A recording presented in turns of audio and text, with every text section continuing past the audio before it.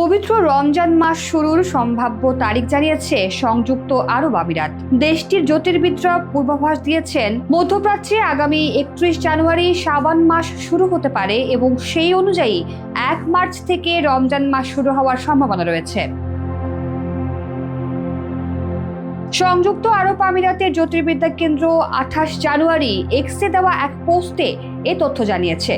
সংস্থাটির জ্যোতির্বিদ্যা হিসাব নিকাশ অনুযায়ী 29 জানুয়ারি হবে হিজরি সনের রজব মাসের 29তম দিন। তবে ওই দিন সূর্যাস্তের সময় বা তার আগে চাঁদ অস্ত যাবে, যার ফলে ইসলামিক বিশ্বে শাবান মাসের নতুন চাঁদ দেখার সম্ভাবনা থাকবে না।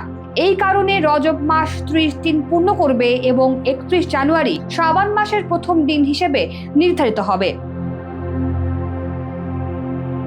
এছাড়াও সংস্থাটি আরও জানিয়েছে, 30 জানুয়ারি বৃহস্পতিবার খালি চোখে চাঁদ দেখা যাবে মধ্যপ্রাচ্যের বেশ কয়েকটি দেশে, দক্ষিণ ইউরোপ, আফ্রিকা এবং যুক্তরাষ্ট্রে। এর অর্থ হলো, যেসব দেশে ওই দিন 29 রজব হবে সেসব দেশেও 31 জানুয়ারি শাবান মাস শুরু হবে। এই দেশগুলোর তালিকায় রয়েছে Afghanistan, Pakistan, Iran, Bangladesh, Morocco, Cameroon ও আলবেনিয়া।